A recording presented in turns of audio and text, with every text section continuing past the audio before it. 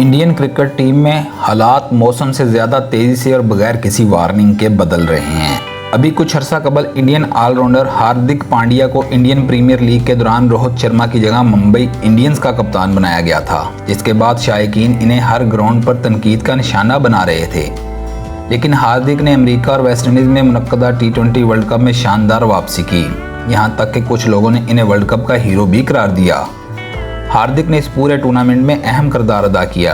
अपनी बॉलिंग और middle order में कहीं भी बैटिंग करने की सलाहियत की वजह से वो टीम को ज़रूरी तवाज़ुन फराहम करते रहे।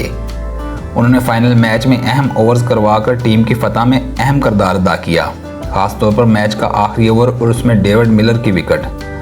वर्ल्ड कप के बाद कुछ खिलाड़ियों को दोबारा जिम्बाब्वे के लिए आराम दिया गया, जिनमें वो भी शामिल थे। अब इंडिया ने श्रीलंका के खिलाफ आइंदा सीरीज़ के लिए अपनी फुल स्ट्रेंथ टीम का ऐलान कर दिया है, जिसमें हार्दिक पांड्या को कप्तानी के ऑप्शन के तौर पर नज़रअंदाज कर दिया गया है। यहाँ सवाल पैदा होता है कि सूर्या कुमार को कप्तानी देने का मतलब क्या है। इंडिया की जानिब से सूर्या कुमार यादव को T20 इंटरनेशनल टीम का कप्तान बना दिया गया है। इंडियन क्रिकेट को चलाने वाले अदारे BCCI के इस इक़दाम को गैर मामूली भी करार दिया जा सकता है। अगर ये सूर्या कुमार की T20 मैचों में बड़ा स्कोर करने की सलाहियत कारआमद है, लेकिन इन्हें वनडे और टेस्ट के लिए मुंतखब नहीं किया जाता।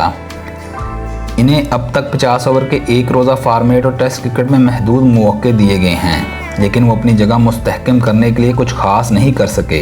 अगर इंडियन टीम की तारीख पर नज़र दौड़ाई जाए तो एक ही कप्तान तीनों फॉर्मेट्स की कप्तानी करता रहा है। ये बात उस वक्त मज़ीद वाज़ेह हुई जब विराट कोहली ने T20 की कप्तानी छोड़ी और फिर उनसे वनडे की कप्तानी ले ली गई।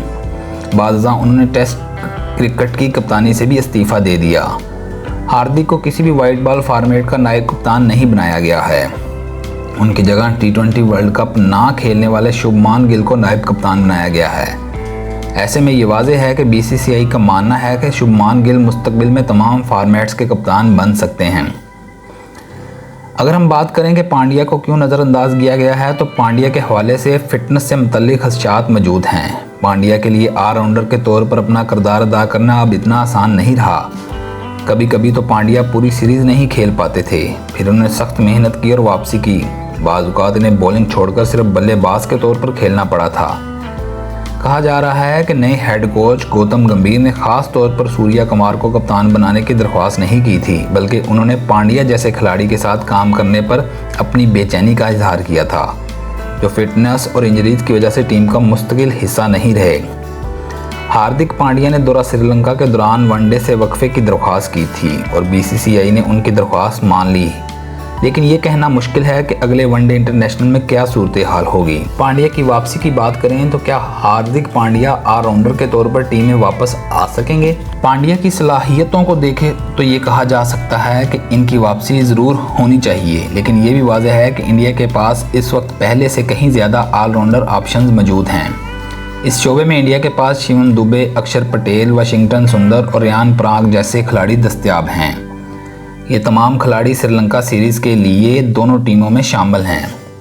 मुमकिन है इनमें से कोई शानदार कारकर्दगी दिखाकर टीम में अपनी जगह मुस्तहकम कर ले। सिलेक्टर्स और कोचेज़ मुस्तकबिल पर नज़र रखते हुए फैसले ले रहे हैं। वाज़ेह है कि सूर्या कुमार यादव की बतौर कप्तान तकर्री मुख्तसर मुद्दत के लिए है। उनकी उम्र 34 साल है और वो इसी फॉर्मेट में बैनुल-अक़वामी सतह पर खेलते हैं। इसके बावजूद उनके ज़्यादा अरसे तक खेलने का इम्कान नहीं है। इंडिया की कप्तानी की दौड़ में और कौन कौन शामिल है, इस पर बात करें तो शुभमान गिल अगले मुमकिन कप्तान हो सकते हैं। ऋषभ पंत, जिन्हें विकेट कीपर होने का फ़ायदा होगा और वो तमाम फॉर्मेट्स में अच्छी बैटिंग करते रहे हैं। अगर गिल की कारकर्दगी तवक्को के मुताबिक नहीं रही तो ऋषभ कप्तानी के मुमकिन उम्मीदवार होंगे। श्रीलंका के दौरे के लिए इंडियन टीम के इंतखाब से ये भी ज़ाहिर होता है कि सिलेक्टर्स और कोच महदूद ओवर्स की क्रिकेट को एक नई सिमत देने की कोशिश कर रहे हैं।